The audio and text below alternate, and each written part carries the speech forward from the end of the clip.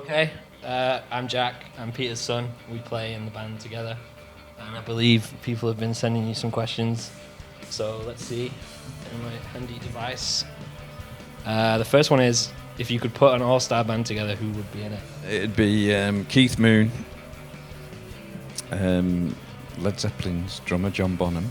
Two drummers. Yeah, two drummers. Okay. And it would be Jimi Hendrix, Mick Ronson. I've got two guitarists as well. I'd be on bass and keyboards. Probably Rick Wakeman, actually.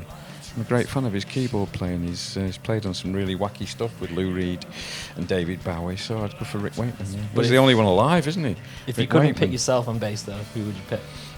Apart from me. It'd be John Entwistle, I think. Right. Sorry, darling. As much as I love you. And then me. I don't love you as much as I love John Entwistle. All right.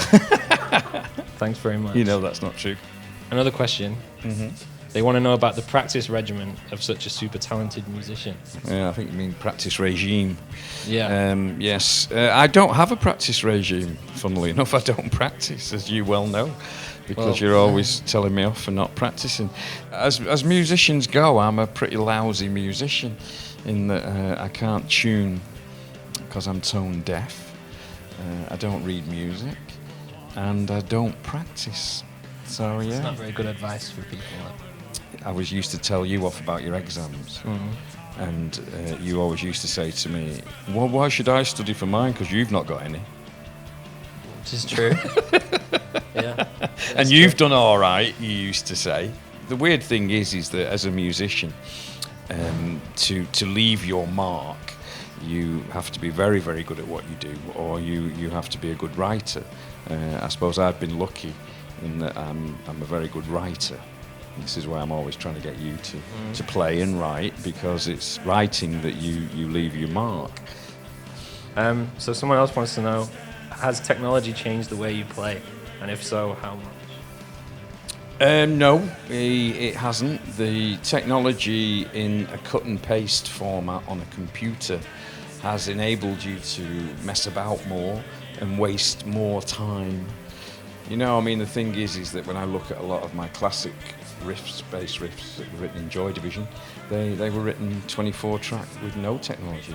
So the thing is that, you know, technology is an aid, but it certainly isn't the answer to creativity. Even though there's many, many musicians, there aren't many people that can write songs, and songwriting is an art that really can't be taught. You know, people can either do it or they can't. You can't go to school and learn how to write a song, and thank God computers can't do it. And you know, when you look at the rise of robotics, and everyone's starting worrying about everybody losing their jobs, you know, a musician is performing live is one of the safest jobs. You know, you're not going to see a robot doing what we do when people come to watch you perform for the emotion and the passion.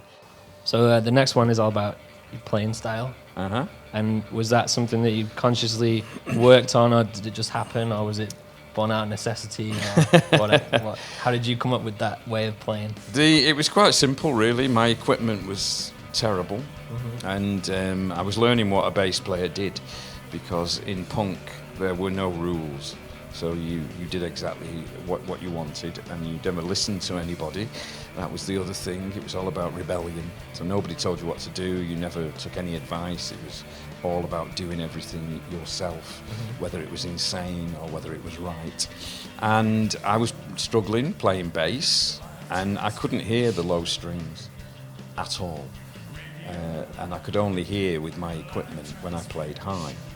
So I started playing high, and Ian Curtis, who was the lead singer of Joy Division, loved it. And every time we would practice to write and jam, he would say, play high, it sounds great when you play high, it drives it along, play high. So it was out of necessity, so I could hear myself, but it led you down to something and gave me, as my mother used to say, a gimmick. Right.